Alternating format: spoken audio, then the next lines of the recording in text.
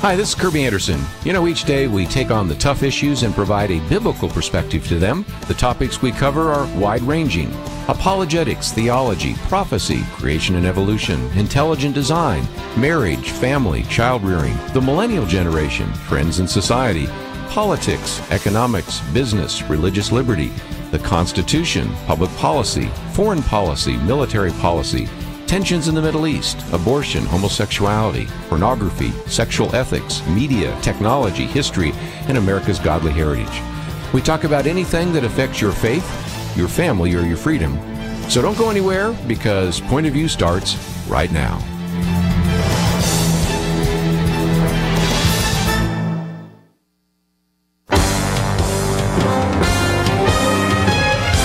Across America, live. This is Point of View.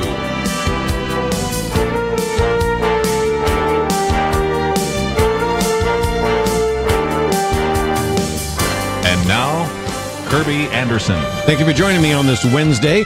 Certainly do want to encourage you to watch the debate tonight. And I recognize that a few of the broadcasts will be heard after the debate, because sometimes we do have various programs that play after it. But if you are listening to this before the debate tonight, I hope that you have a chance to watch it or listen to it, because we do need to hear a little bit more about substance.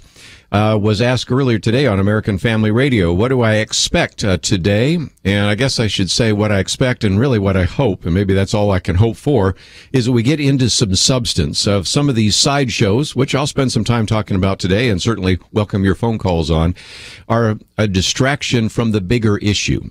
If you're concerned about the direction of where America is going, if you're concerned about everything from immigration to the war on terror, to domestic policies and foreign policies, if you're concerned about the tremendous amount of national debt that we have accumulated, if you're concerned about the issues ranging from life and marriage and religious liberty, you do have some choices. And I'm not just talking about the presidential campaign. That's certainly one that will be the focus of our attention today.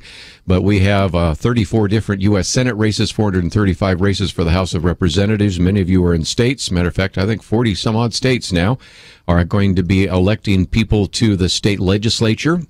There's governor's races. There are a lot of things to pay attention to. And so I hope that tonight there is a focus on some of the issues and not some of the sideshow. And I hope that in this particular case, if one more of these issues is raised about Donald Trump, he can simply stand there and say, I've addressed this before. I've asked forgiveness for anything I might say. Now let me tell you how I believe we can make America great again. But we'll see. Mark Davis is somebody who's been on the program with us before, and he said, when was the last time you heard and saw a healthy stretch of media coverage about actual issues pertaining to the presidency? When was the last time that featured a detailed national conversation about the issues Donald Trump wrote into the Republican nomination? And, of course, I think we would all agree that the answer to that question was a long time ago. And it seems to me that this is about time to get into the closing arguments, if you will. Recognize, I looked it up, that if you count those states that either have early voting by today or have in-person absentee voting, you have more than a dozen states, and so that means some of you have already voted. It is quite possible that you voted before you've even seen the third debate. By next week, it will increase to almost 24. And again, I tend to believe that early voting is generally a good idea, but the fact is that it starts sometimes so early that last-minute revelations certainly are not even factored into that particular vote. That being said, I recognize that if you were to hold the election today, it looks like Hillary Clinton has the nomination, but a lot of things happen between now and then. People have pointed out, if you look at the Brexit vote, which was in England, it was still assumed to be voted down even on the same day of the vote. And here it, of course, was approved. You look at those people that are wagering. I'm not much of a gambler. Matter of fact, none of a gambler. But, I see that some of these people are saying that there are some of the same kind of wagers being brought for Trump versus Clinton, although the assumption is by the various odds makers that Hillary Clinton will win and Donald Trump will lose. You got a lot of people voting on the other side because they see some of the same kind of issues. So we'll see how this plays out. But I think it's fair to say that, number one, all of us as Americans would appreciate a debate that was on the issues. Number two, we would appreciate that maybe some of these distractions would be set aside. And that's why I'm going to spend a fair amount of time today talking about a couple issues. One is voter fraud, because of the denial by so many people in the media that it is taking place. When we have videos, the most recent videos from James O'Keefe showing that it's taken place, where we have some investigation, and I'm going to be quoting from a few things that have just come in today from what has happened in two of the Texas' largest and most Republican counties, as well as things that we've talked about in the past in terms of dead people voting in places like Colorado. We'll go through the long list in just a few minutes. And then, of course, just the whole issue of media bias and the fact that when we have actually watched many of these debates, Donald Trump says it's been 3-1. Actually, if you look at the number of people that are working in journalism and track their donations, the Center for Public Integrity concluded 96% gave money either to Hillary Clinton or to a Democratic candidate. So that is a little bit more than a 3-to-1 ratio, if you think about that. So there are just all sorts of issues that indeed are the case. And if I can possibly come back to Mark Davis's comment for just a minute, and he said it seems like a long time ago when there were actually focus on the issues. When he says Trump strung together some days and weeks of message discipline, he gained in the polls, drawing even taking leads in key states. The candidate and large swath of voters were in harmony, not just with the eagerness to strengthen borders, defeat ISIS, and find the next Antonin Scalia for the Supreme Court. There were also the stylistic bond forged as well, despite immediately admitted side trips down harmful behavioral rabbit holes.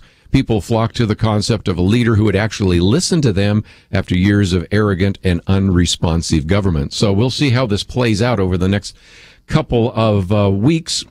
But 3 weeks from today, we most likely will know who the next president is, because 3 weeks from today will be the day after the election. So those of you that are still thinking about what you might do, and I know that you are a smaller minority, most people have pretty much made up their minds, and it's those few in the middle. I would hope that you would consider, first of all, getting information about the various candidates, not just the presidential candidate, but you may have a U.S. Senate candidate. You certainly have a congressional candidate. Most of you, and where we broadcast, are in states that have state legislative elections, and you should pay attention to that. Go to our Pray, Organize, and Vote material there. But in addition, I want to talk for just a second before we take a break to those of you that still think you're going to sit on the couch. Last night I was at an event that was done by Kirk Cameron. Maybe some of you were at that event. I'd love to have you call in a little bit later. It was a broadcast out of Chicago that went to all sorts of theaters, and I was sitting in one of the theaters in the Dallas area. And once again reminded us that in the last election, 25 million born-again Christians who were registered to vote did not vote. The actual numbers are 13 million who were not even registered to vote, and then 26 million actually that were registered to vote did not vote. So we had 39 million born-again Christians who did not vote. But let's again talk about what they call their 25 million. They reminded us that most presidential elections are won by 5 million votes or less. And you have, 25 million born-again Christians sitting on the couch and not voting. There are some very good reasons to vote. First of all, for who the president is, because that's going to determine the direction of our country, but also all the way down the ballot. If you don't like the candidates you have, recognize that your governors, your state senators, your members of Congress, your U.S. senators, that's kind of the farm team for your future president. So you should pay attention to those as well. 25 million last time sat on the couch, did not vote. That would make all the difference in the world. So if you're one of those people listening, or I imagine most of you probably do vote, but if you know people as you are listening to this broadcast who are not going to vote, I hope that you'll encourage them to go out and cast an intelligent vote. Let's take a break. We'll come back and get into this issue of voter fraud. Very controversial, very divided. We'll talk about that right after this.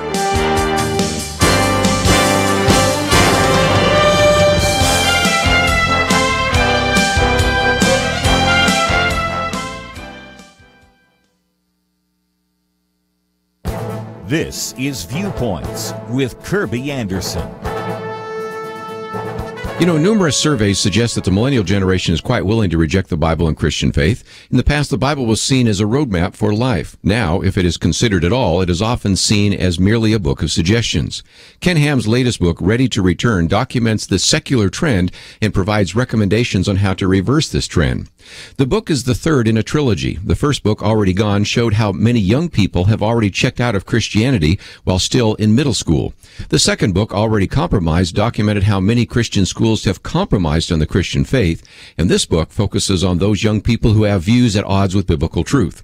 They found that 30% of church-attending millennials believe that there are other books, such as the Quran, that are inspired by God. 2/3 believe that they will go to heaven if they are a good person, and 1/3 of them believe that the Bible contains errors. When Ken Ham was on my radio program, we also discussed how incorrect views about the Bible and salvation also translated into false views about various social issues. For example, half of all millennials would never speak out against same-sex marriage. Nearly 1/3 believe that abortion should remain legal in most instances. It should be obvious from these percentages that parents and churches have not done enough to train Christian young people for the secular world. Half of the church-attending millennials who were surveyed said that they were not taught to defend their faith in Sunday school. We need to equip these young people, and they need to know what the Bible teaches, and they need to know how to defend what the Bible teaches in a secular world that is either hostile or indifferent to biblical truth. Ken Ham's new book is a reminder that we need to equip the next generation so that they know what they believe and why they believe it. I'm Kerby Anderson, and that's my point of view.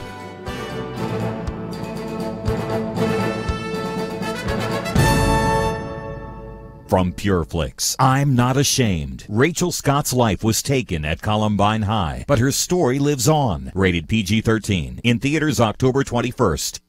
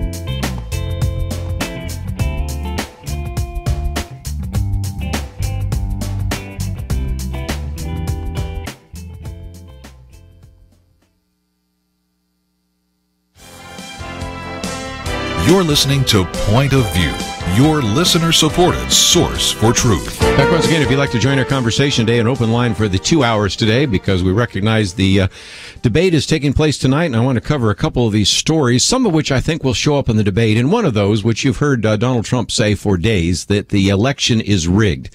And as I said on Monday, but let me say it again, because I know people tune in and tune out, it depends on what you mean by rigged.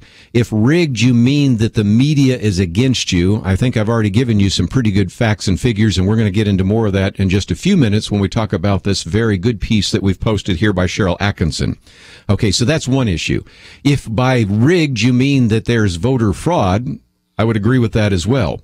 If by rigged you mean that there is systematic voter fraud, there's where I would disagree. And so I think it's important to make sure that you define what you mean. And I think it's kind of interesting because I get USA Today and it shows up on my doorstep and the cover says voting officials assist no fraud. And I'm thinking, how can you say this in light of all the stories that are coming down just in the last couple of days, not to mention the stories that have come down over the years and the number of people that have been prosecuted for this, and recognizing, as I tried to share with one of our listeners yesterday, some of the prosecution that should take place doesn't because there just simply not enough resources sometimes in a county to try to track down how some of that fraud took place. They don't have the manpower, the resources. But I noticed when I hardly ever go to Starbucks, but I happened to go to Starbucks today, and I noticed their edition of USA Today said something different. And it said, voters say there's no systematic voter fraud. Okay, I think they probably had to either change that title or I got a first edition, because there's all the difference between saying there's no voter fraud, which you can't say, I mean, I know people say it all the time. CNN says that. USA Today had it in our cover headline and all the rest, but that's just not true. But systematic, okay, that's a different issue, because we've even had Hans von Spakovsky on here. As I mentioned before, he used to be a member of the Federal Elections Commission, and he's co-authored a book with John Fund called Who's Counting? How Fraudsters and Bureaucrats Put Your Vote at Risk. And John Fund in the past has written 2 books called Stealing Elections. And these are not small people, by the way. These are not, conspiratorial types. John Fund for many years was with the Wall Street Journal, now is with National Review. Hans Buskaskowski, I think, isn't he with Heritage? Yeah, I think he's Heritage Foundation. I mean, these are pretty credible individuals, and their footnotes are even more credible. But again, this is how USA Today puts it. Donald Trump's repeated attacks on what he calls a rigged election emboldened some of his supporters to ratchet up their rhetoric, offending and angering election officials across the country. Elections in the United States are run largely by county clerks and overseen by elected secretaries of state, many of whom are Republicans themselves, and they're frustrated at Trump's willingness to cast aspersions with no evidence. Okay, again, he would be good to come up with some evidence, but for those of you worried about this idea of hacking, we had Hans von Spakovsky on the program to point out that 3 out of every 5 counties in the country use an optical scanning technology. That is, you color in the dots. So you really can't deal with the hacking of an electronic voting machine. And then if you have electronic voting machines, most of those are right now stored in secure warehouses until Election Day. So again, you've got to come up with some kind of scenario by which a person can get to that hacked machine as it's being moved from that storage area to that election point. And then you've got to do that not just once, but you've got to do that on every machine everywhere that you can do that around the country. Now you're talking about some kind of massive conspiracy. Kind of hard to find that. So if you're thinking that that is what Donald Trump is talking about, well, then you can set that aside. This idea of a systematic hack or change in our voting system, probably not going to happen. That being said, though, we now have people even on video acknowledging that they're engaged in voter fraud. Yesterday, I talked about the videos that were released by the Veritas Forum. This is, again, James O'Keefe. And the one that we talked about yesterday had to do with the people that were associated either directly or indirectly with the Clinton campaign who said they were engaged in what is called bird dogging. That is, they would go to Chicago, North Carolina, Iowa, Arizona, to mention the examples in this particular video, and then try to stir up trouble. Matter of fact, they were able to stir up so much trouble in Chicago that Donald Trump had to cancel his Chicago rally. And then you had other ones in North Carolina where this individual got enough people upset that they had a picture of police at least had a picture of one Trump supporter trying to punch a protester. And so you had Scott Walker, who was heckled by union protesters in Iowa, and just all sorts of things that have unfolded. And so that's what's called bird dogging. Well, the videos that came out yesterday, which are now in the news, are where you have individuals admitting that there is widespread voter fraud. In this particular case, the videos that we saw have to do with New York City. And again, this is where you have New York City's Democratic Commissioner of the Board of Elections caught on camera at a United Federation of Teachers holiday party admitting that there was widespread voter fraud in New York City. He said, yeah, they should ask for your ID. I think there's a lot of voter fraud. He went in to begin to elaborate the different types of voter fraud that was taking place. And he was thrilled, of course, that oftentimes voter fraud has been labeled as a right-wing myth by those in the left, so that the kind of ballot integrity and voter security that we would want to have has not taken place. Well, let me just give you a couple of examples that have come down. First of all, we got the video there. We can talk about that in more detail in just a few minutes. But just a few miles from where I'm broadcasting, we are talking about some voter fraud that has been surfacing in Tarrant County, which is the county that surrounds Fort Worth. And you have Aaron Harris of the Direct Action Texas presenting documents from his formal voter fraud complaint. He's filed these with the Secretary of State. And the argument is that at least 2 races there have been won through voter fraud in actually what were Republican counties. And so it goes into that in some detail. And then, of course, you have some of the other concerns in some of these other places. There again, we can post this if you'd like to read it. Just all sorts of various kinds of voter registration irregularities and all sorts of things that we've talked about in the past. And then add to that something else that we've talked about, and that is the problem of dead people voting. We have these surfacing now in Wisconsin, in Virginia. The one I wrote a commentary about happens in Colorado. And if you, again, say, well, I'd like to read that, and then if I think that you've got some valid material, maybe I'd like to post it on my Facebook page or send it to somebody who disagrees that there's voter fraud, then you can go to my October 5th commentary and go to pointofview.net, go to the commentary viewpoint section. You can find it there. And of course, the example that we all love to use is a woman who in El Paso County, which is the county that surrounds kind of Colorado Springs area, she died in 2009, and yet ballots were cast in her name in 2011, 2012, 2013, and 2014. We also have pointed out that if you look at some of the registrations that have come down so far, we have at least 200 counties in America that have more than 100% of their age-eligible residents registered to vote. So this includes dead people, might include individuals that have felonies. It might certainly include people that are here illegally. And the Pew Center for the States estimates that we have about 1.8 million deceased people who are currently on the voter rolls. Can't do anything about it right now, but this is something that I think you should begin to ask your officials in your county to deal with between now and the next election, because we have always talked about the reality of this issue of dead people voting. So let's take a break, but let me open up the phones for some of your comments. When we come back, I want to talk a little bit more about this issue of media bias. Cheryl Atkinson, we've posted her particular piece. It's the fourth article that we've posted up there. She calls it Newsgate. This is somebody that actually worked for the mainstream media, which now documents the fact that when you look at just each one of these particular news organizations, there is all sorts of problems, some of which have come down from WikiLeaks, finding out that there's all sorts of collusion and collaboration.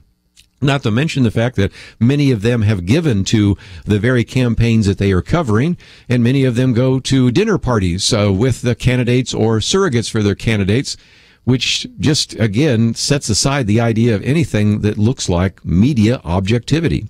So let's take a break. We'll take some of your phone calls, 1-800-351-1212. If you want to know more about how to be an intelligent voter, we still have our Pray, Organize, and Vote election resource materials. And, of course, as I've mentioned before, as we get closer to the election, more and more people, because of the uncertainty, don't do anything. And one of the things they don't do is they don't support ministries like Point of View. So let me encourage you to continue to support this radio station that carries this program, but also I hope that it will hear from you on Point of View, because it's happened every 4 years. Not surprised, but we do need to hear from you, and we certainly do appreciate your financial support. Let's take a break. 1-800-351-1212. You can find the information we're talking about today on our website, pointofview.net. Stay tuned. We'll have more right after this. Imagine it's January 2021. The president elected in 2016 has served 4 years. Tell me, what does the Supreme Court look like with maybe 2, 3, even 4 justices named by this next resident of the Oval Office? Is religious freedom still a cornerstone of the Republic, or has it effectively been crushed by the forces of tolerance? Depending on the results in November, 4 years from now will look very different, and together we can influence those outcomes. We need each other. Together we are the Truth Team, and together we can honor Christ as we exercise our stewardship as believers and citizens. One way to make a difference is to visit pointofview.net and support the Truth Team, pointofview.net. Or give when you call 1-800-347-5151. The nation is so divided, we must be united. Pointofview.net and 1-800-347-5151. Point of View will continue after this.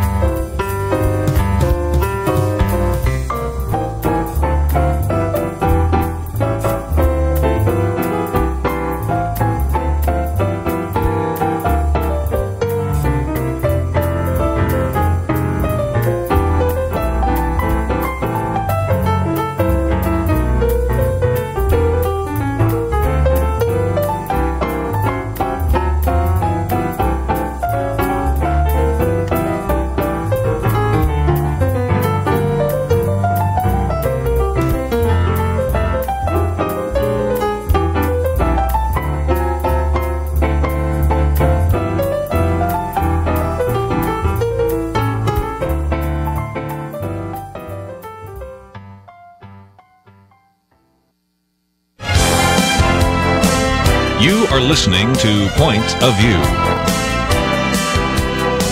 The opinions expressed on Point of View do not necessarily reflect the views of the management or staff of this station. And now, here again is Kerby Anderson. Let me just mention that we post a number of things. Cheryl Atkinson's piece, which she calls Newsgate 2016. And again, if you find information that you would like to have posted, of course, we can probably do that as well. But I try to give you all sorts of documentation for the things we've talked about. Just mentioned the voter fraud videos by James O'Keefe. That's on the website already. We mentioned the other day some of the issues about Hillary's health. Might get into that later. That's on there. The piece that we talked about yesterday, President Hillary Clinton will declare war on you. The Michael Brown piece is up there as well, and there are some others that you might want to find from previous days. But just before I start taking phone calls, let me just mention that Cheryl Atkinson has been an individual that's worked in the mainstream press area and then kind of got vilified, and it's kind of like the scales fell off. I don't know enough about her story to know all how that played itself out, but let me just read from her real quickly. And she said, regardless of who is your chosen or least favorite presidential candidate, independent minds should be concerned about the latest revelations in the news media's unseemly relationships with government and political actors. Well, there are many responsible journalists working today. I'm not so sure about that, but I'll give it to her. Inside documents and leaks have exposed serious lapses constituting the most far-reaching scandal our industry has known. It's our very own Newsgate. Now, she doesn't use that lightly. She's saying, in some respects, we no longer have an objective news source, and we sort of already knew that, but when you have some people that have been insiders saying that's incredible. She says it can be even argued that some accounts can be rationalized and are not serious breaches of ethics, but taken as a whole, it's easy to see how our journalists have done a poor job protecting ourselves from being co-opted by organized interests, often ones that are paid and politically motivated. Whether we realize it or not, they figured out how to exploit the media and use us to publish their propaganda. This is why the other day you had, of all people, Newt Gingrich saying that you should no longer call it the Columbia School of Broadcasting. You should call it the Columbia School of Propaganda. Pretty strong comments. But again, from the Freedom of Information documents and WikiLeaks, here's a few things she's found. And I'm only going to give you a few of these. These are all on the website, and you can read them for yourself. Let's look at Associated Press. The State Department considered Associated Press reporters friendlies and planned to place Hillary Clinton email stories with them to dictate the timing of their release. The goal, of course, was to blunt the June 2015 news that Clinton had failed to provide Congress certain required emails, and, of course, goes into how they, in some respects, may have covered for her. You go to CNBC, and the anchor there who moderated a presidential debate between Trump and Clinton appears to have offered helpful thoughts and analysis to the Clinton campaign. You know, when Donald Trump said it was 3 against 1, he might have been a lot more accurate than we thought. CNN, the Clinton campaign emailed the CNN politics producer and said that the producer and Clinton were basically courting each other.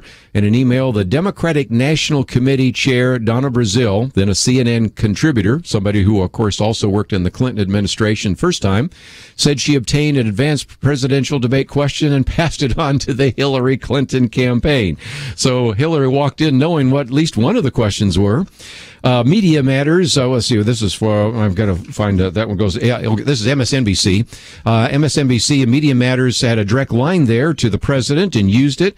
If we publish something negative, that is, Media Matters said about Fox in the morning, MSNBC would put it on the air that night verbatim. Basically, we were pretty much writing their prime time broadcast. That is something.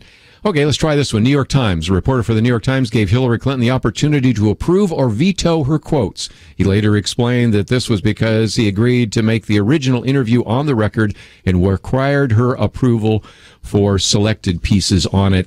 The list goes on and on and on. Whoa. What an incredible indictment on the press. And this is just a short summary of what you have from Cheryl Atkinson. Let's take some phone calls, though. We'll go to first Georgia on the Good News Network. Dorothy, thank you for joining us today here on Point of View. Thank you. I'm an older lady, a senior adult, but I'm really, really concerned about this election. I'm a Christian. I'm a born-again Christian. I believe that God is in control. And I'm really upset. I'm really worried about this election. I have two questions, if I might ask. Sure. First of all, what about Chris Wallace?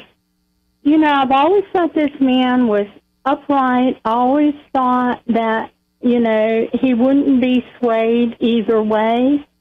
What is your opinion of that? I would agree with you. You got 16 electoral votes there in Georgia, and right now, Georgia's one of those toss-up states, which surprises the heck out of me. I'm sure it surprises you as well. But back to the point, Chris Wallace, I think, is going to do a very good job. I may tomorrow or next couple of days say, well, I was wrong about that, but I in just a minute, want to talk about some of these moderators who've done a very poor job. Michelle Malkin has a very good piece out about that, and I'm going to read pieces of it. But I think he might be a little more fair, and I'm hoping, if nothing else, whether fair is not part of my biggest concern, focusing on the issues is my concern. And if all this is mudslinging, if all this is the sideshow, we certainly have not been well served. Does Donald Trump say stupid things? Of course. Has Hillary Clinton engaged in corrupt behavior? Yes. I mean, these are obvious statements. So if people say, well, we have to look at the character. Well, neither of these individuals have the great character that we would look for in a president. But one of them is going to be president, and their policies, the personnel they put into office, and their platforms are going to affect our lives for the future, and especially who you put in the Supreme Court will affect your grandchildren. So I think we should. I guess it's two-part. Number one is, we see all of this from, the Angry Patriot or whatever their thing is, and from Britt Barr on Facebook. Now, all of these things, and even what WikiLeaks is saying, all of these things, are indicting of Hillary. But why is she not being called to answer? Why are we letting her get away with all this? Is it because if she is guilty of all these things and they indict her, then what happens with the election? Well, the bottom line is that she will not be indicted. Here's the issue. In some respects, Hillary Clinton knows that this is do or die. She has wanted all her life to be president of the United States. She has looked forward to this opportunity. And a while ago, she felt maybe like it was slipping away as Donald Trump began to do better in the polls. And there's a second issue. First of all, this is something she's always wanted to do the rest of her life, all of her life. And this is kind of the culmination of her life.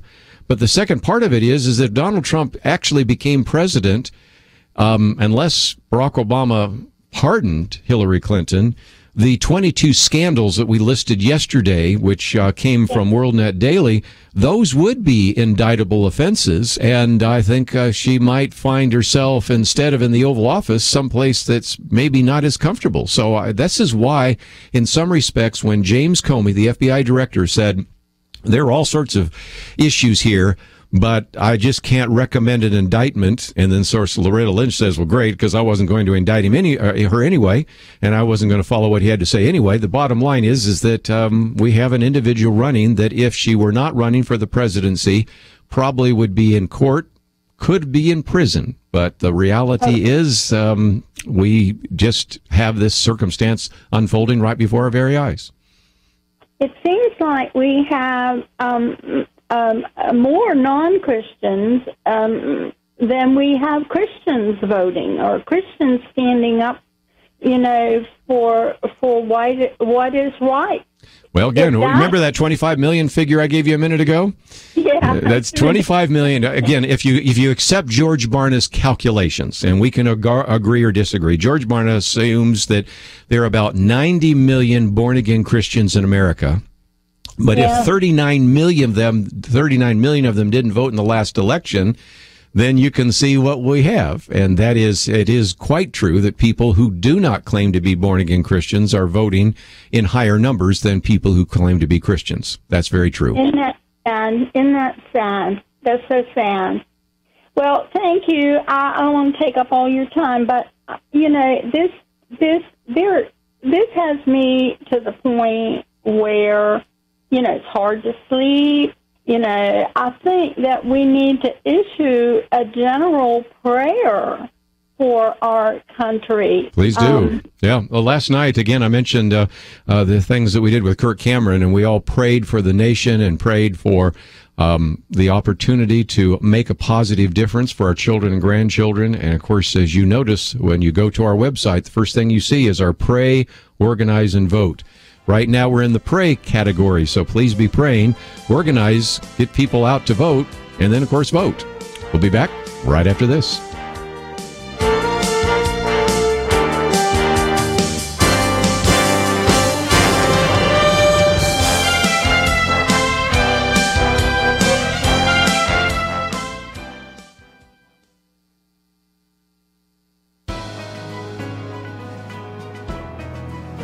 Welcome to the First Liberty Briefing. I'm Jeremy Dice. Wes Jones owns First Choice Marine, a small boat repair business near Dallas, Texas. His daughter is part of the Flower Mound High School bass fishing team. The bass team is a club sport, meaning it is not supported by the school districts, so it raises support through community partnerships, including sponsorships by local area businesses. Wes gladly agreed to sponsor the fishing team, and in return for the sponsorship fee, the team agreed to place his corporate logo on the club's website and team jerseys for the next 4 years. Now, the students were told that they could not solicit businesses promoting drugs, alcohol, tobacco, or anything that the school administration deemed offensive. According to emails from the school told Wes that the First Choice Marine logo could not be used because it would put them in, quote, real hot water, unquote. Evidently, the school found the company's slogan, "It's not about us, it's all about Jesus," to be offensive. The school deleted the word Jesus from his logo and violated the First Amendment in the process. The First Choice Marine logo is the private speech of its owner, Wes Jones. The government is not allowed to censor the private speech of Americans just because that speech is religious. First Liberty is working to make sure that this school district is held accountable for its unlawful actions. To learn how First Liberty is protecting religious liberty for all Americans, visit firstliberty.org.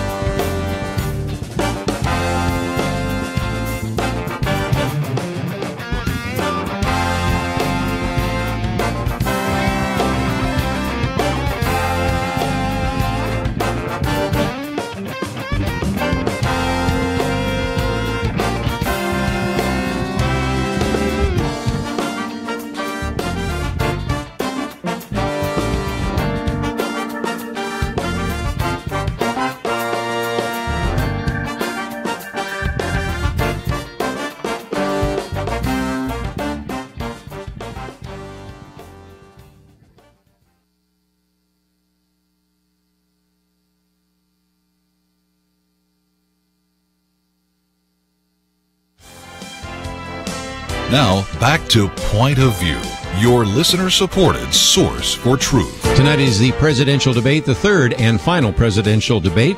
And Dorothy, just a minute ago, asked about the moderator. And again, Chris Wallace, I think he'll do a pretty good job. But one of the things that is worth mentioning as well as we think about future presidential debates is how in many of these cases, the Commission on Presidential Debates has not served us well. If we really want to get to the issues and we really want to have objective and neutral moderators. Michelle Malkin has a piece today which is called Debate Depressive Disorder, and I will only read parts of it because I want to get back to some of the phones, but it says, for the past 3 cycles, 2008, 2012, 2016, she says, I've chronicled the depressing systematic bias of left-leaning partisans whom the Commission on Presidential Debates routinely installs as moderators.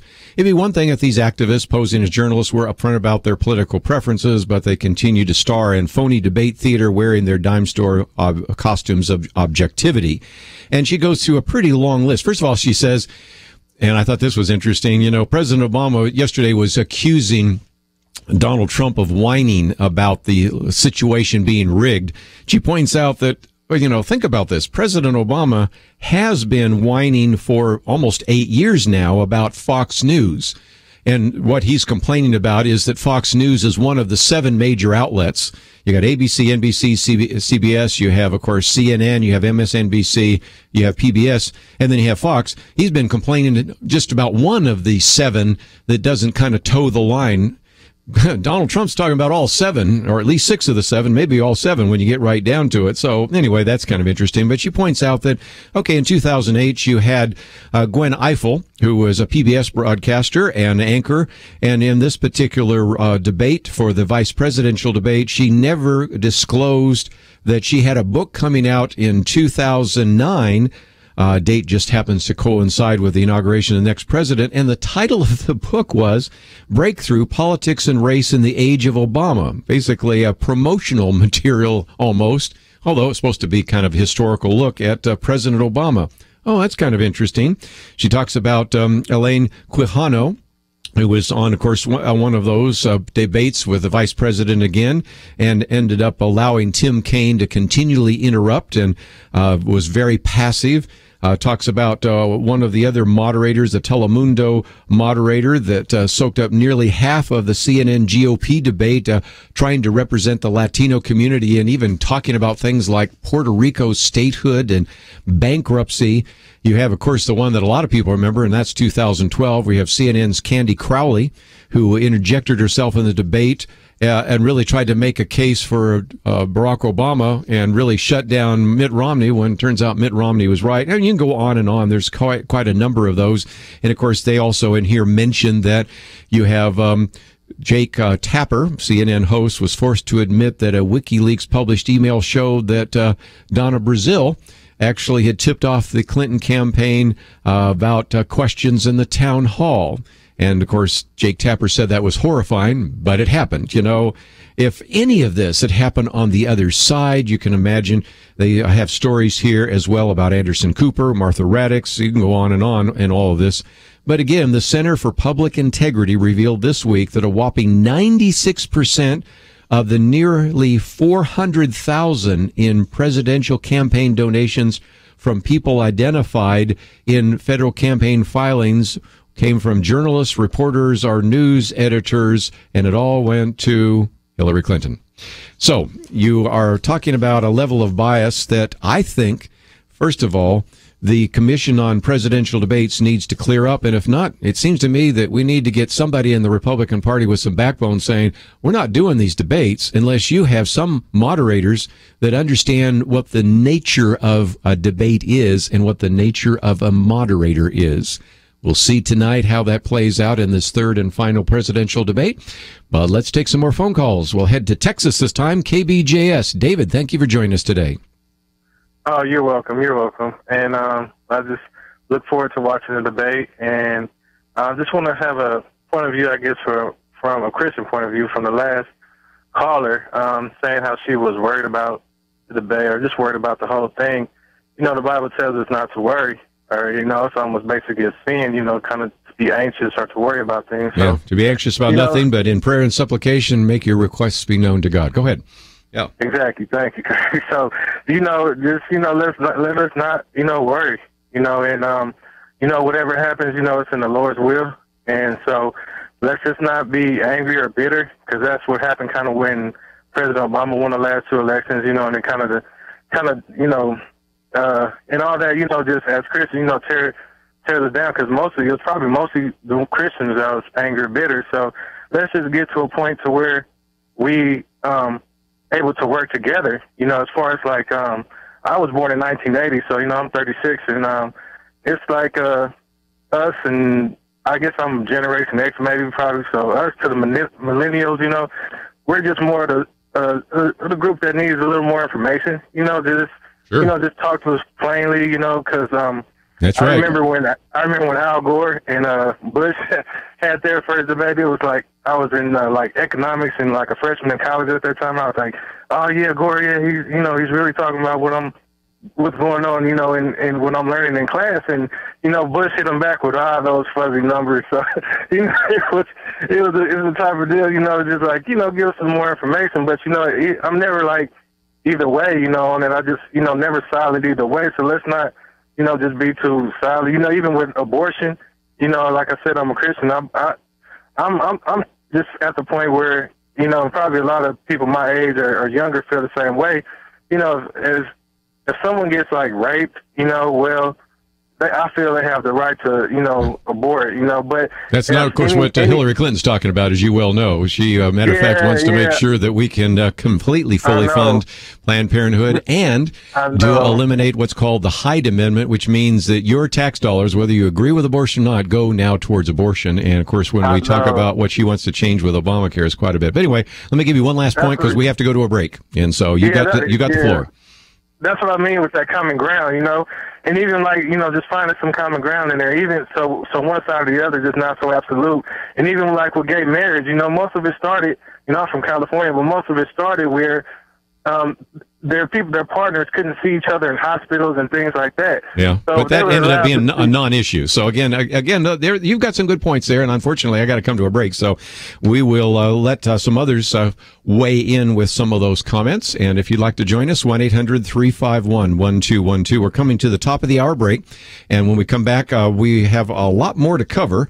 A little bit on the media, a little bit more on some of these other stories that have been lingering out there, but also maybe just again give you a chance to kind of think through what are the issues. David talks about this idea of common ground, and I think it's harder and harder to even find that common ground because the polarization of the parties has existed for some time and is really intensifying.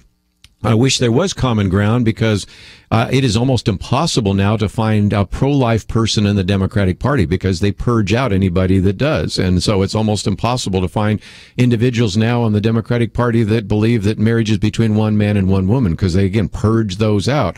You do at least have some individuals that accept some of those ideas in the Republican Party, but those two parties themselves also seem to be part of an establishment, and that's, I think, one of the reasons why Donald Trump has been able to do well up until now, because a lot of people are just tired of the fact that I just see a lot of bickering in Capitol Hill and even between the White House and Congress. And I'd like to get some things done. And there are a lot of things that need to get done. Let's take a break. And when we come back, let's get some of your phone calls. 1-800-351-1212. Don't forget, we have our Pray, Organize, and Vote material. We encourage you to donate to this ministry. And again, find some of the articles. We've posted them there for your observation. As David said, I sort of like to look some of the facts and figures. That's why you got 4 articles there today for you to read. And then maybe pass on to your friends. We'll be right back. Why does Kerby Anderson do what he does? Because he believes in God's ability to use you to make a difference. There's a real need for us to articulate a responsible biblical perspective and to give people an understanding of what is happening in the world, and in addition to educating them, to then empower them to go out and make a difference for Christ. Together we can push back the growing darkness. It's not going to be easy. But by God's grace, it is happening, one person, one community at a time. Join us in this mission. Become a monthly partner. $1 a day, $30 a month will make a huge difference. Or perhaps you can do $100 a month. We need partners of all sizes. We need you. Give today online at pointofview.net. At the top of the page, next to the Donate Now button, click on Become a Monthly Partner. Pointofview.net. Mail your donation to Point of View, Box 30, Dallas, Texas 75221, or 5151. Point of View will continue after this.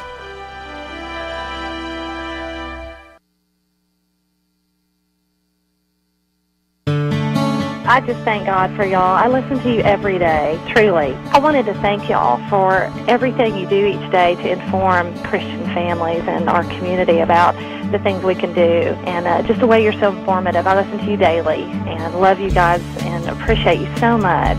God bless you, Kerby, for keeping this show so on track and for the decades of wonderful help to this nation that Point of View has been. We're all big fans of your work, and we pray that God will just prosper it. As a Christian, over the years that I've followed this program, I am constantly challenged to be on guard and to evaluate what's going on. And if for no other reason, to protect the caliber and the truth of your programming, I need to participate and to back your program financially to ensure that the truth stays out there for people to hear, to view, and to be a part of.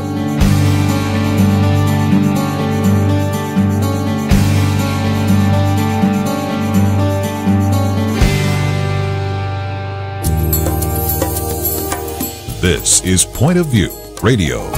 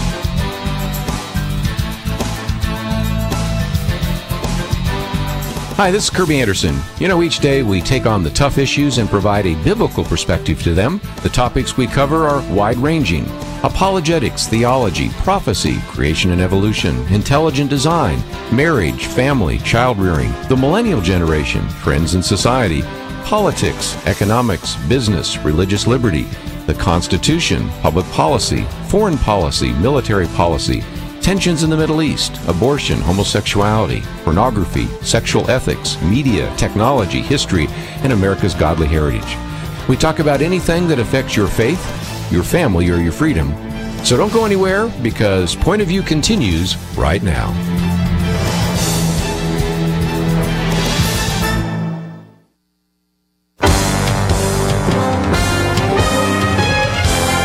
Across America, live.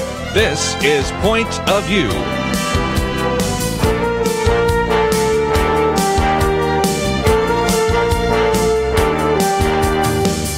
And now, Kerby Anderson. Second hour, if you'd like to join our conversation, 1-800-351-1212. The third and final presidential debate tonight. We'll have coverage tomorrow, and I might just mention Penna Dexter will be doing that because I'll be speaking with our good friends in Birmingham, Alabama. A great opportunity for me to speak at a marriage seminar that I'll be a part of, so this will be a fundraising event for them, and then we'll be back, and I'll see you on Friday. So we'll be watching the debate. We'll see what kind of comments come in tomorrow, and then, of course, Friday we'll have our weekend edition, and that will get us into those issues as well. One of the callers wanted to ask this question, then had to drop off, but it was basically a question I know many of you have.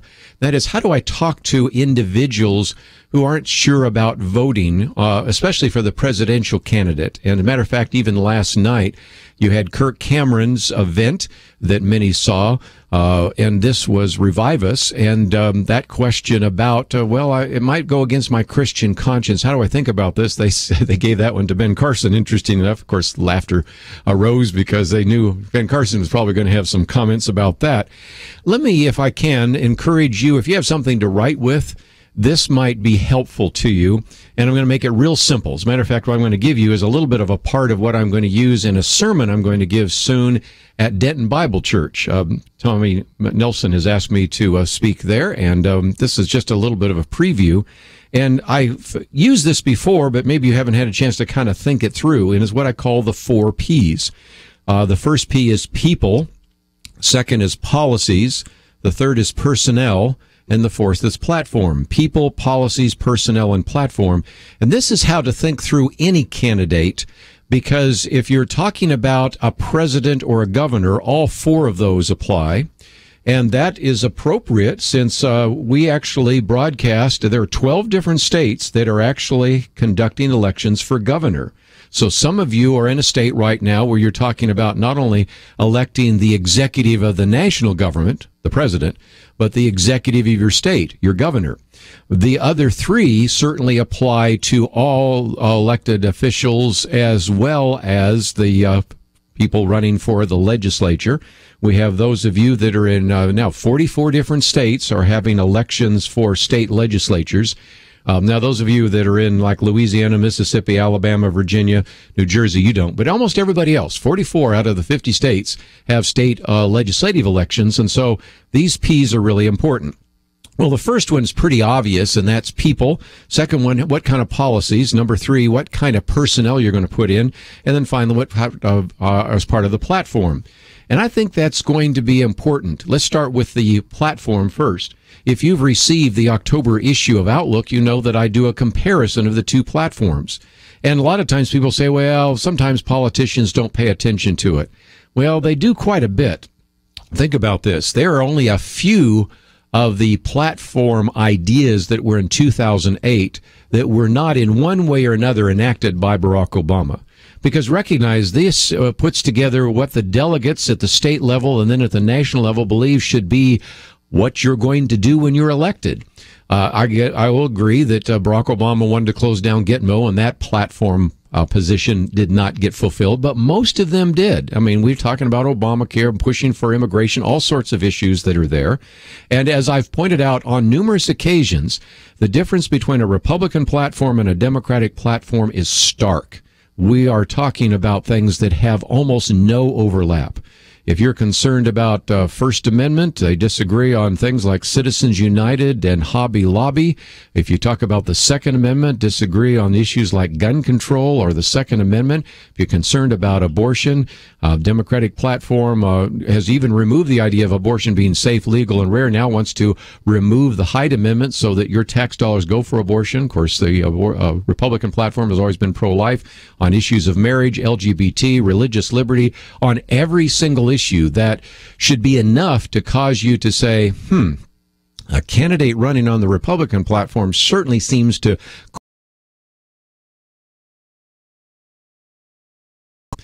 But the second thing to think about is what I call personnel. And this is where, again, you have to pay attention to the differences. Let's look at the presidency for just a minute, of the kind of person that's going to, for example, be the vice president. Again, a real striking difference between Tim Kaine, Planned Parenthood advocate, 100% voting record with Planned Parenthood, so same with Hillary Clinton, and Mike Pence, who has been consistently pro-life, was one of the first people to even talk about and work towards defunding Planned Parenthood. On issue after issue after issue, you see that. But not just who the vice president is, who are they going to put into office? Who's going to be in their administration? Who's going to be the attorney general? Hillary Clinton probably will keep Loretta Lynch. I'm thinking Donald Trump brings in somebody like Rudy Giuliani. Who's going to be the Secretary of Health and Human Services? Hillary Clinton's going to have somebody that's obviously pro-abortion. I think Ben Carson might be the Secretary of Health and Human Services. You see some real differences in terms of the personnel that they have. And then by the time you get to the Supreme Court, the differences between who they would put on the court and who they'd put on the federal court, very, very different individuals as well. And then, of course, finally, you come to the people. And when you talk about this, you talk about some of the stupid things that Donald Trump has said and even some of the allegations that are out there, which, frankly, I think we have to remind ourselves that this is not the first time we've seen allegations. I know most of you are probably in the younger audience. You don't remember 1991 when Clarence Thomas was being nominated and confirmed to the Supreme Court. They brought out Anita Hill and spent a lot of time talking about, body parts and pornography and all sorts of stuff. And turned out that didn't really end up being anything at all, but it was used in the sort of 11th hour to try to vilify this individual, who, of course, is now served with distinction on the court all these years. So you have to pay attention to all of those issues. But again, people and policies and personnel and platform. And I've given you kind of a quick summary, but it is important to pay attention to all of that. And as I've said before, as a matter of fact, I said this a couple of weeks ago, if you want to use a different analogy, think about the analogy that I used the other day about sports teams. Some of us have sports teams we like, but we really don't like the owner. Some of us have some sports teams we like, but really don't like the coach, but that doesn't keep us from liking the sports team. And yesterday I read a piece that came from Tim Wildman, and someone asked, where did it come from? Tim Wildman, again, is the president of the American Family Association, and he's the one that used this in a letter that went to World Magazine. Matter of fact, it may even show up on their letters to the editor. But he said, if we had two doctors who are both adulterers, yet one could remove your cancer and the other could not, would you choose neither and just die? He said, if you had two mechanics who were both drunks, yet one could fix your car and the other would tear up your transmission, would you choose neither and just walk everywhere? I think we have the answer there as well. So that's just a brief look at the people, the policies, the personnel, and the platform. And I think it's important that when somebody says, well, I got a problem with the people. Yeah, but you've got a binary choice. One of the two individuals is going to be the next president. The other questions you need to be asking then are, what kind of personnel are going to be in office? How are they going to follow those policies that come from their platform? And what is the next 4 years going to look like? And if that helps, I hope that it does. But let's come back. I see lots of individuals that want to ask questions or make comments, and the program's called Point of View, so that's why we want to give you an opportunity on a national program to express your point of view. Let's take a break. We'll come back with those phone calls right after this.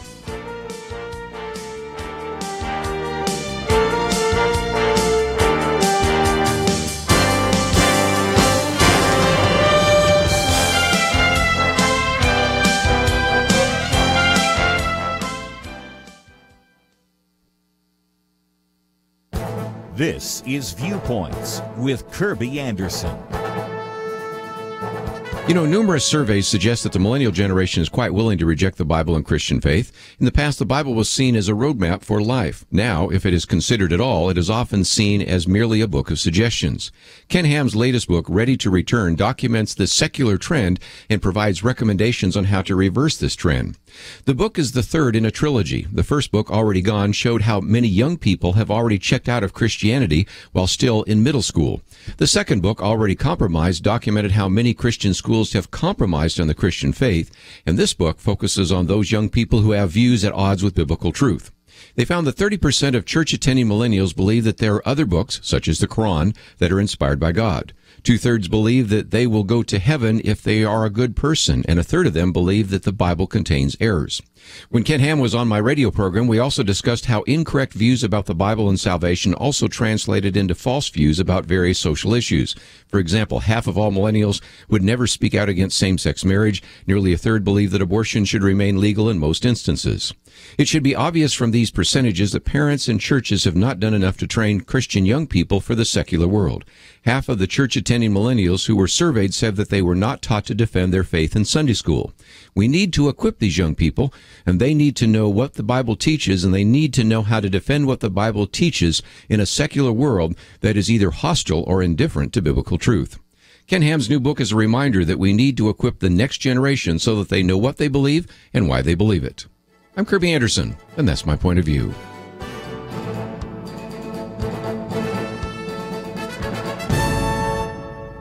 From PureFlix, I'm not ashamed. Rachel Scott's life was taken at Columbine High, but her story lives on. Rated PG-13. In theaters October 21st.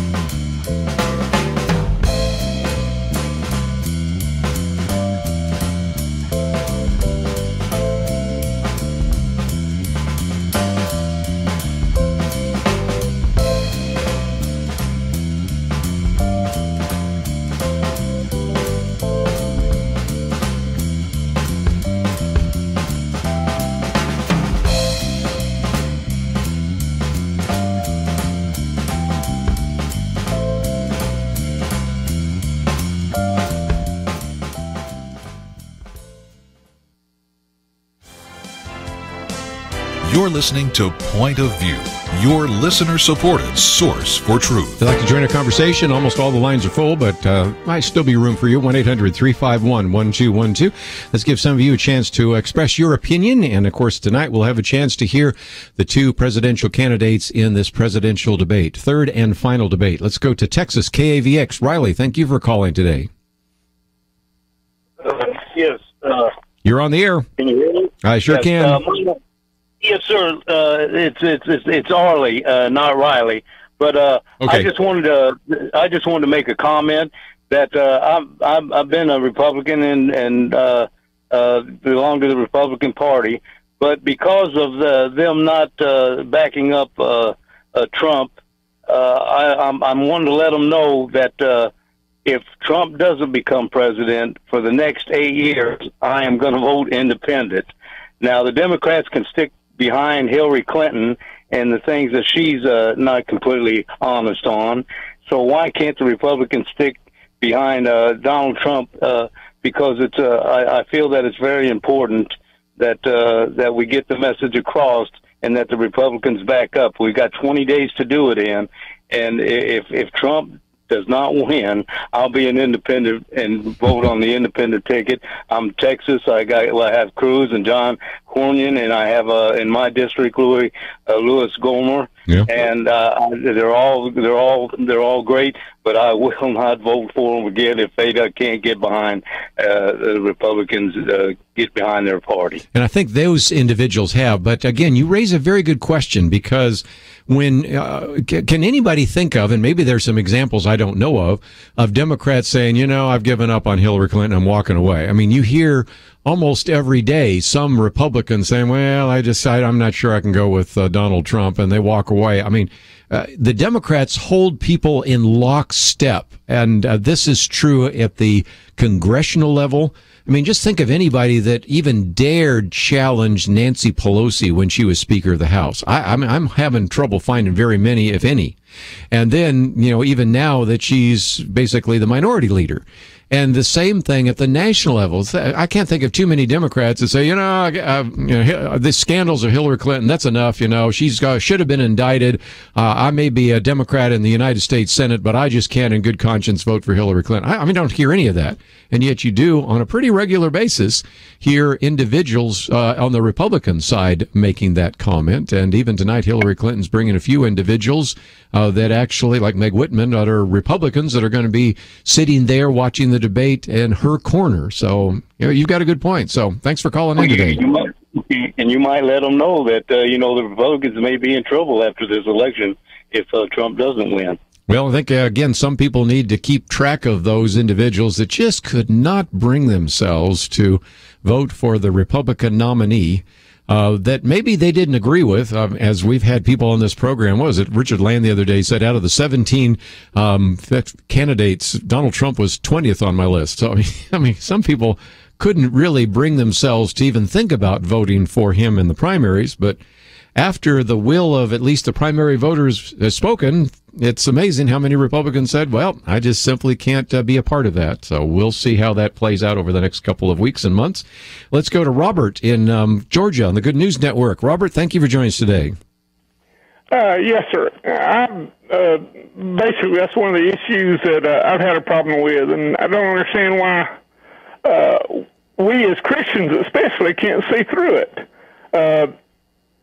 The press is so lopsided. I mean, anything, whether you pick up a newspaper or anything, they're automatically attacking Trump, but yet we know anything that comes up against the Democratic Party is silenced, is twisted. So as Christians, we don't even recognize that. And the way the system is going now in our parties, the last commenter, exactly. I mean, why not? Why do our Republicans jump shift?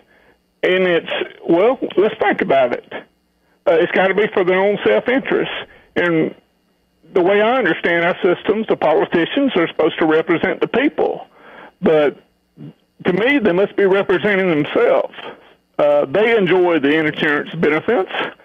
They enjoy the power. So instead of representing us, they're representing their pocketbook. Good point. And in about the bottom of the hour here, we're going to have a chance to talk with Tim Graham, director of the Media Research Center, and we'll talk a little bit more about the bias coverage. So we'll get into that in a little bit more. But a good illustration today comes from Michael Brown, in which he points out that back in March, the National Enquirer had this story about Ted Cruz having 5 mistresses, and of course the mainstream media covered it all the way through. Even after the story with Billy Bush, look how the media covered that. And then yesterday, you had the National Enquirer come out with a story that this is from an individual that actually worked with Hillary Clinton, was on the payroll, and it was one about him fixing up dates with her, both with men and women, all sorts of things that you can't even imagine, and various sexual scandals. And he actually worked with the Clintons for years. This was reported in the National Enquirer, and this is probably the first time you've heard about it. And so it just illustrates again that, boy, when it feeds the narrative about Donald Trump or going all the way back to March, Ted Cruz, boy, the National Enquirer, that just gets picked up in its front page news and its story after story, day after day after day. When this story comes out, with more credibility, by the way, because, the Ted Cruz one came from one individual that was not even substantiated. This one comes out from one of these, if you will, Clinton bagmen, and a very scandalous revelation, which also involves one of the scandals that has been listed there with Vince Foster. you would hardly even know it's out there. So it again illustrates the incredible media bias. And so we're going to talk more about that in just a minute because Tim Graham will give us some more facts and figures about that as well. Let's take one more phone call, though. We'll go to Texas, KCTA. Susan, thank you for joining us today. What would you like to add? Yes, I have a comment and then a question. It seems to me like what we could unite on is the fact that we would want to continue to honor and live under all of our governing documents, the Constitution and all of them, the Bill of Rights, the Declaration, and have our representative republic continue. Sounds good to me. It seems to me like everyone would want that. Then the question is it true or have I just missed something that the only candidate I've heard even utter the word Constitution was in Donald's stating that he wants to follow the Constitution of the United States? Has Hillary ever even said that word? I've never heard her even say the word. That would be a good thing to do, a kind of a nexus or a Google search and see how many times Hillary Clinton's name is within 5 words of the Constitution. See if you can find them. I've heard her say lots of things that violate it, but I've never heard her actually say that word. Yes. It's like it's abhorrent to her or something. Well, and we even had, was it Richard Posner? I think that's his first name, about Judge Posner anyway.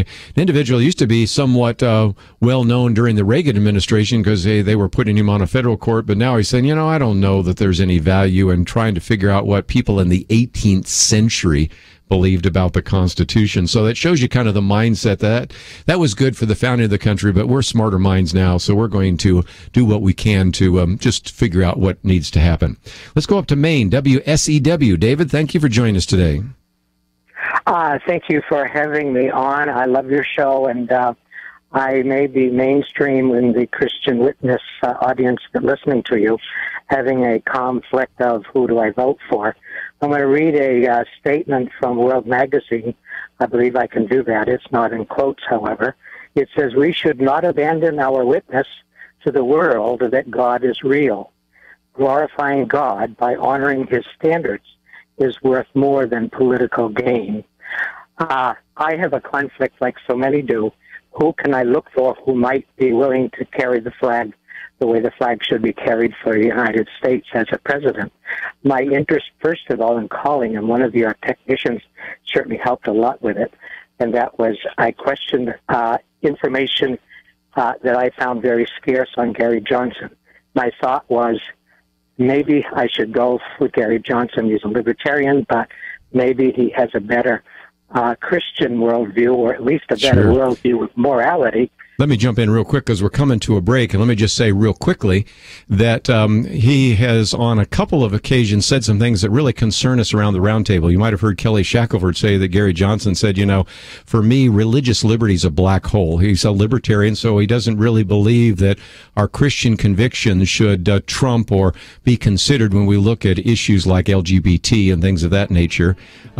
His chances of winning even one state are slim and none. I thought it had a chance in New Mexico, but he may be down in the 1% and 2% by the time we come out. So again, I'll give you more information about that, but we need to take a break. We'll come back with more right after this. From Pure Flakes comes I'm Not Ashamed. April 20th, 1999, the worst school shooting in U.S. history at Columbine High School. One victim was Rachel Joy Scott. Her life was taken, but her story lives on. Jesus gave his life for me, and I'll give my life to him. I'm Not Ashamed, rated PG-13, in theaters October 21st. More information at I'mNotAshamedFilm.com. Kerby recently wrote about the growing threat to our religious freedom. I hope you read that letter.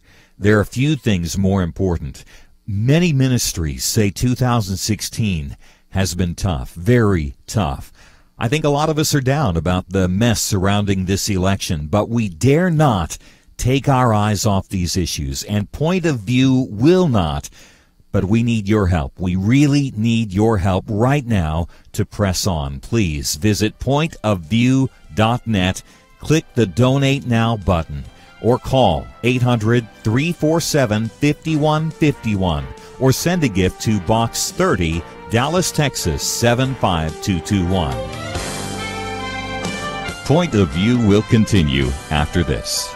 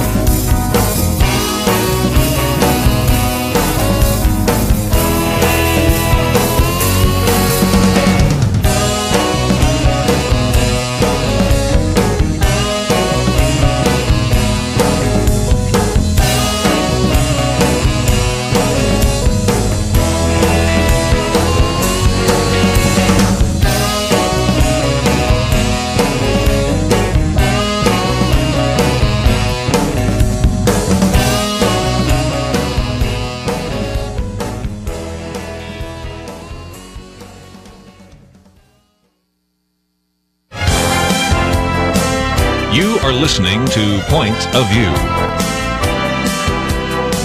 The opinions expressed on Point of View do not necessarily reflect the views of the management or staff of this station. And now, here again, is Kerby Anderson. Final half hour, in just a minute, chat with Tim Graham, who's, again, the Director of Media Analysis for the Media Research Center. But let me finish off the question that David asked. And I know many of you have about what about third-party candidates, and perhaps the one that many people have talked about is a Libertarian Gary Johnson. And, of course, William Weld is the vice presidential candidate. Both have served as governor. So in one sense, they have some credibility politically, which has not always been the case with those who've run on the Libertarian Party. Jill Stein, by the way, running the Green Party. A while back, Gary Johnson had 4 or 5%. At one time, he got up to almost 7% of the vote. He doesn't have that now. And the question people have is, well, can I vote for a third-party candidate? You can do anything you want. You could write in Mickey Mouse if you want. You can write in your own name, but that's not the point I would like to make. Number one, sometimes third-party candidates prevent a candidate from winning, another candidate from winning. So they don't win, but they become spoilers. And the situation that we saw, for example, with George Bush and Al Gore was, I think, a classic illustration. Ralph Nader's 2.5% of the vote in Florida, no doubt, gave the election to George Bush over Al Gore.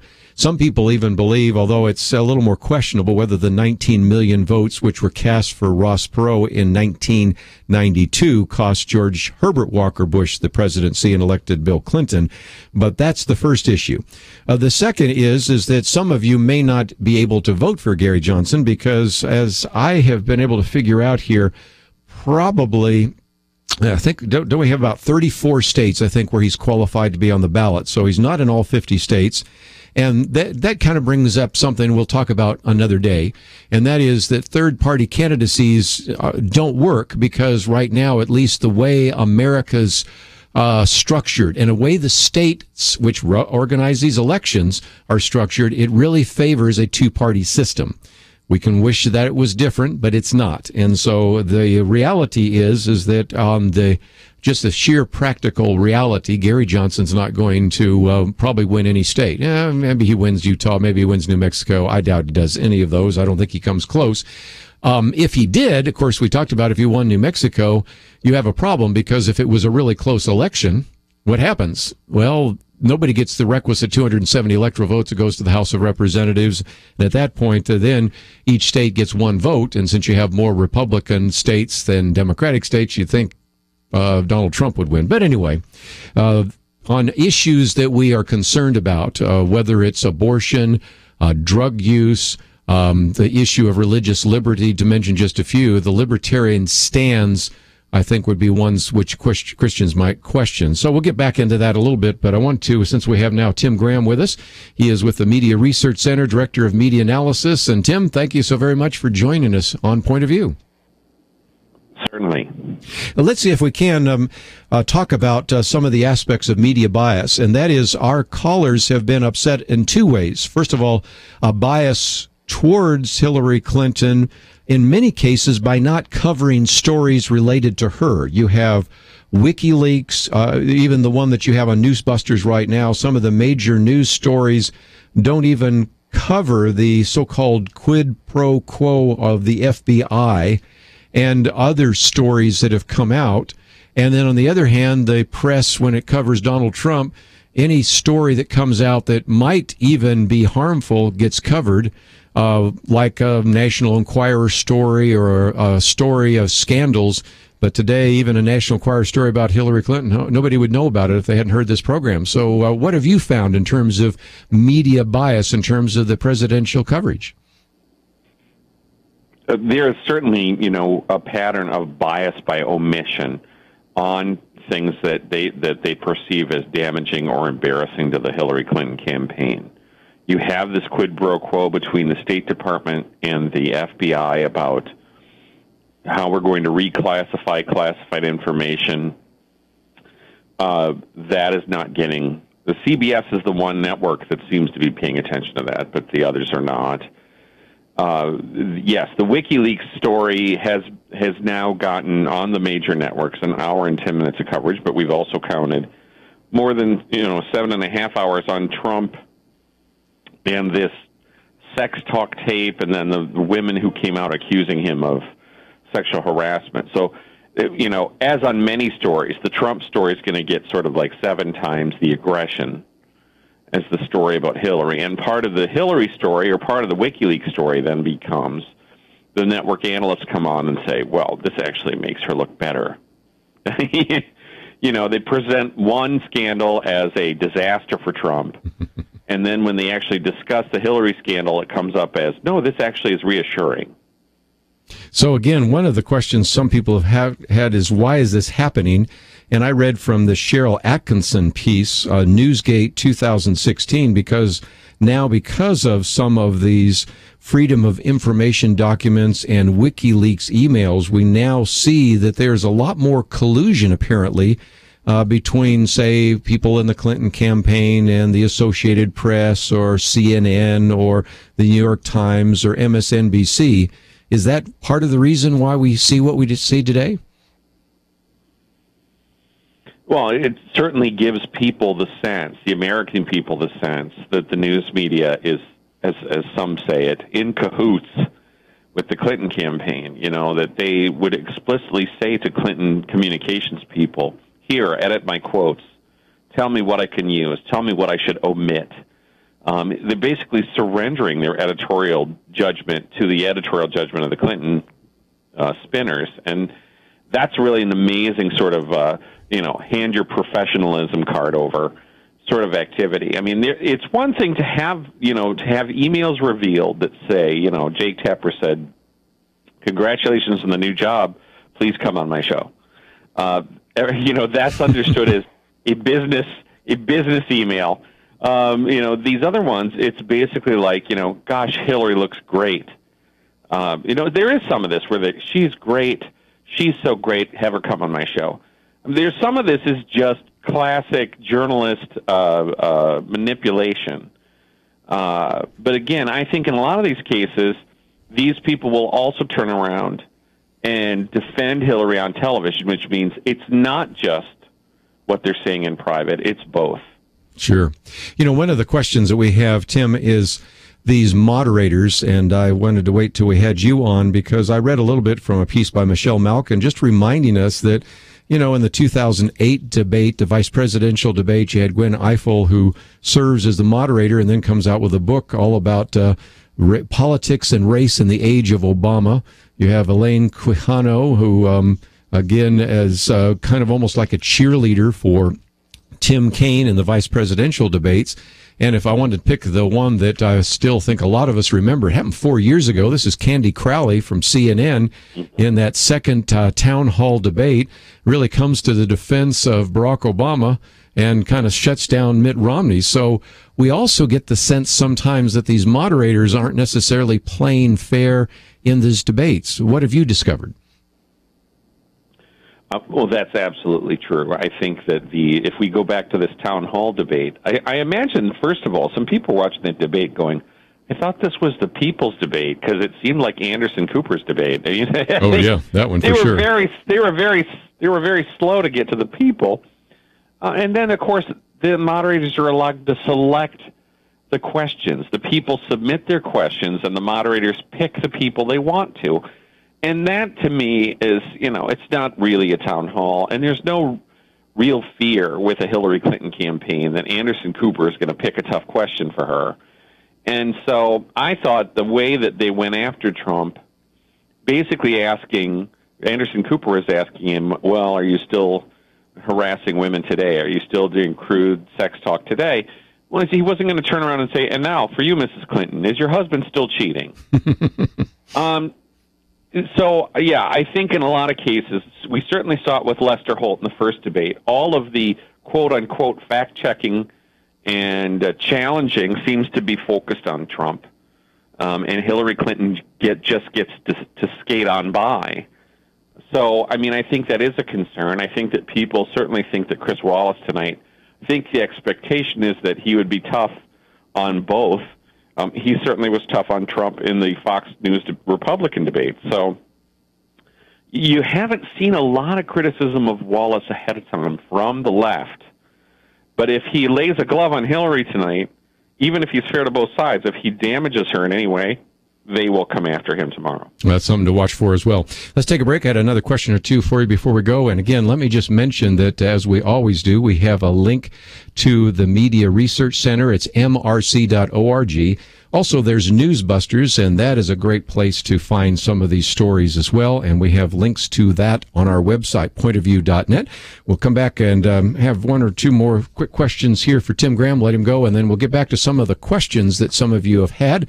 We'll get back to the issue of a third-party candidate, and we'll talk about Evan McMillan and Gary Johnson and some of those others, and also give you a little of a preview of what you might see tonight in the debate. All that coming up right after this.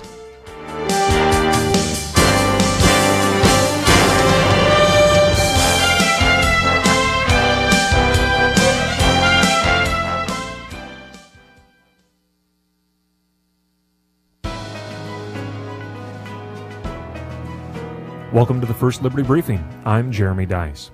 Wes Jones owns First Choice Marine, a small boat repair business near Dallas, Texas. His daughter is part of the Flower Mound High School bass fishing team. The bass team is a club sport, meaning it is not supported by the school district, so it raises support through community partnerships, including sponsorships by local area businesses. Wes gladly agreed to sponsor the fishing team, and in return for the sponsorship fee, the team agreed to place his corporate logo on the club's website and team jerseys for the next 4 years. Now, the students were told that they could not solicit businesses promoting drugs, alcohol, tobacco, or anything that the school administration deemed offensive. According to emails from the school told Wes that the First Choice Marine logo could not be used because it would put them in, quote, real hot water, unquote. Evidently, the school found the company's slogan, "It's not about us, it's all about Jesus," to be offensive. The school deleted the word Jesus from his logo and violated the First Amendment in the process. The First Choice Marine logo is the private speech of its owner, Wes Jones.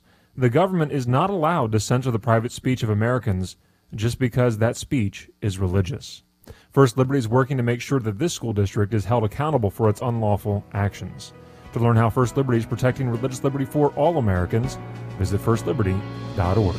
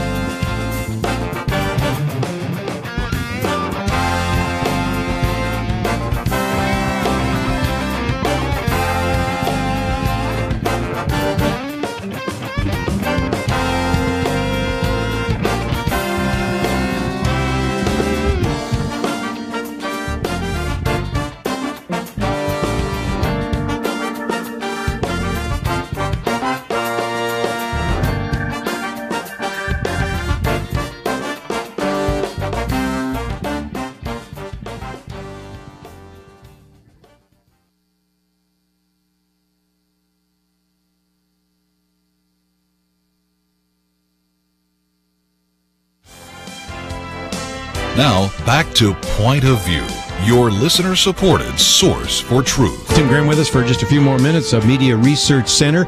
And if you'd like to join our conversation, 1-800-351-1212. We'll get back to some of your calls in just a minute. What do you make of the research that was done by the Center for Public Integrity? Because if I have this correct, they have looked at nearly $400,000 in presidential campaign donations.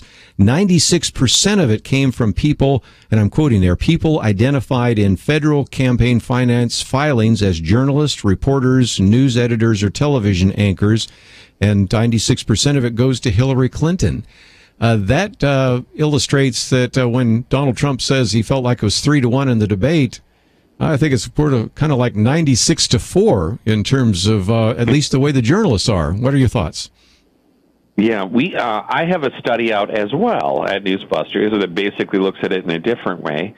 We went into this open secret search engine and just typed in New York Times and looked at all the donors who list themselves as employer as the New York Times, several of these, and we found a sort of a similar thing, and that was overwhelmingly, we found at ABC, CBS, NBC, the New York Times, and the Washington Post, I found 115 employees who donated to the Democrats exclusively, and just 7 who gave to the Republicans or both parties. That's just amazing. And again, when you ask on college campuses, you know, are you registered Republican or Democrat, you recognize that in some respects, if you are a Republican, if you're a conservative, if you're a Christian, I mean, the deck sort of is stacked against you both in the media and in the academy. So that's more a reason to find out what's going on. So again, the good work that you do at the Media Research Center, also Newsbusters. Just before we go, talk about some of those resources and what's available to our listeners. Well, basically, we're recording the network news, 24 hours a day, pretty much. And we're not watching everything that we record. We have some of it there for people to be able to tip us off about what they've seen. But we're constantly monitoring, 18 hours a day, somebody's here analyzing the news media, television, print, internet, and we're posting these, hour pieces on what's going on in the news media today. So, I mean, it's some of it's, some of our work is longer form research. Some of it's just what happened 2 hours ago. Well, again, great material. And Tim, my pleasure. Let's take some more phone calls. One of the questions that people had were, again, about these third-party candidates, and I rushed through it too quickly, so let me put it back in a little more context, and that is when we talk about Gary Johnson, I think I misspoke. He is on 50 states, but when we're now going to talk about Evan McMullin, he's actually technically could be in 34 states. He's actually on the ballot in 11. Then there are 23 other states that allow a write-in. So, and then when you talk about Jill Stein, probably again in most of the states, if not all 50. The big issue is, could Gary Johnson win New Mexico? For a while, it looked like that would be a possibility, and those 5 electoral votes, if it was really close, could throw this into the House of Representatives. I doubt it, but it's a possibility. The other possibility is, what if Evan McMullin wins in Utah and those 6 electoral votes toss it into the House of Representatives? I see one of our callers wants to address that, so let's go out to South Carolina. William, thank you for joining us today here on Point of View. Hi, Kerby. Yeah, my question was about Evan McMullin. I was confused as to what candidate to pick, Republican or Democrat.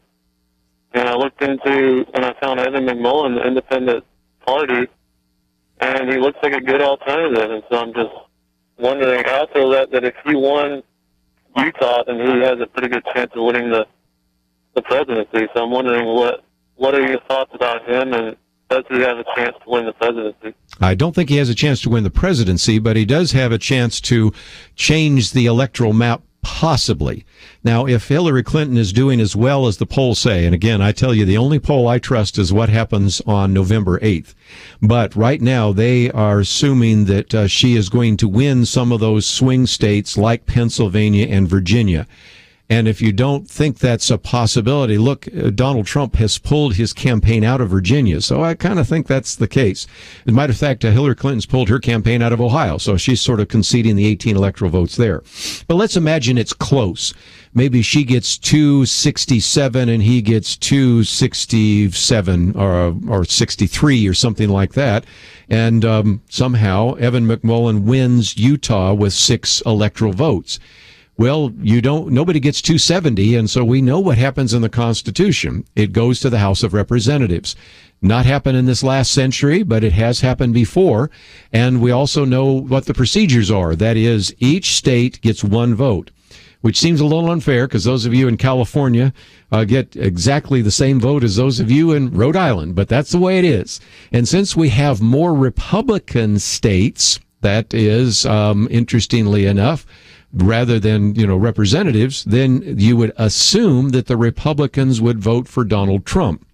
The only scenario by which William's question would fit would be if all of a sudden everybody just slaps their forehead and said, wait a minute, we've got this other choice, Evan McMullen, who we don't know anything about. He hasn't run in any primaries. He's never been vetted. I know, we'll select him as president. Well, some of that happened in the 19th century. I don't think it's happening in the 21st century. For those of you who don't know, Evan McMullen is a graduate of Brigham Young University, Wharton School of Business. Interesting enough, went to the same school as Donald Trump, has been a Mormon missionary, as you might gather, and been a CIA agent, and an individual that certainly has the potential of shaking this up. But again, it all depends on whether a third-party candidate like Gary Johnson wins New Mexico, unlikely, and whether a third-party candidate like Evan McMullen wins Utah, not likely either, but more possible since the most recent survey showed he could win in a plurality. We simply don't know. And at that point, I think we'll just simply have to move on to our next call and go to Jackie in Texas. Jackie, thanks for joining us today. Well, thank you so much, Kerby. You have time. We have about a minute left. What's your thoughts? Okay, well, I just want to encourage all Christians that are maybe not wanting to vote for Donald Trump because of his background, but I would like to encourage those Christians to vote for him because God can use a person in a great way. And many Bible characters do not have a great background, and one in particular is King David. We tend to focus on the positive with King David, but he had a sordid background, and I would just like to encourage those Christians to vote for Donald Trump. We can make a difference. And also, I would just like to say that he who is without sin cast the first stone. And I think that will help a lot of Christians to make a difference on who they want to vote for. Yeah, I can imagine that if you had the Apostle Paul running, may like his theology, but his background, you think of all the things they could bring up there. Let's talk about the background you bring up of King David, and we can make a long list. I mean, there's some in the Bible characters that seem almost blameless, Joseph and Daniel, but most of the people that God uses are flawed. All have sinned and fall short of the glory of God. And so, again, if you have a problem with their character, and I think you should question the character of every one of these presidential candidates, don't also forget about the fact that you have to pay attention to the policies as well as the personnel. Who are the kind of people they would put in office? I think Donald Trump has picked a very good one with Mike Pence, and most importantly, the platform that they're going to run on and what they want to do in the next 4 to 8 years. So we're out of time. The debate's tonight. We encourage you to watch it, and we encourage you to listen tomorrow here on Point of View. Some of the articles I've mentioned are available on our website, pointofview.net, and as you go there, let me also encourage you to consider what you might do to support this ministry, because I'm sure you've learned some things even today. So again, all of it's available at the website, pointofview.net. I want to thank Andrew, Catherine, and Shamila for their help behind the scenes. We'll see you back here tomorrow.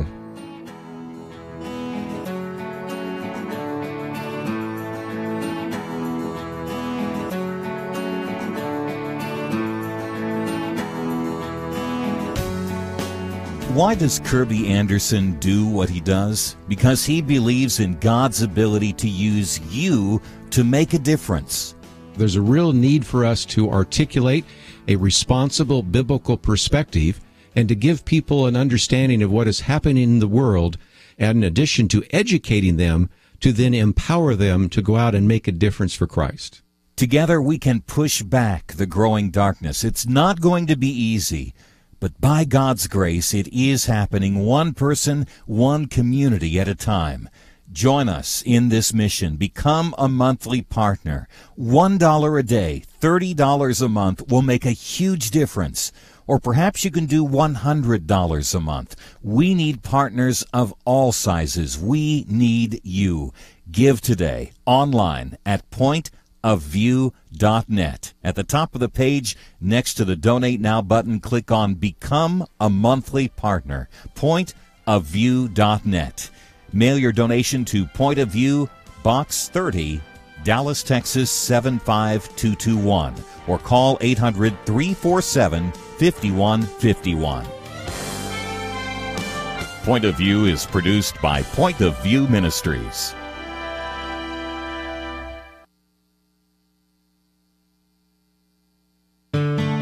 I just thank God for y'all. I listen to you every day, truly. I wanted to thank y'all for everything you do each day to inform Christian families and our community about the things we can do, and just the way you're so informative. I listen to you daily and love you guys and appreciate you so much. God bless you, Kerby, for keeping this show so on track and for the decades of wonderful help to this nation that Point of View has been. We're all big fans of your work, and we pray that God will just prosper it. As a Christian, over the years that I've followed this program, I am constantly challenged to be on guard and to evaluate what's going on. And if for no other reason, to protect the caliber and the truth of your programming, I need to participate and to back your program financially to ensure that the truth stays out there for people to hear, to view, and to be a part of.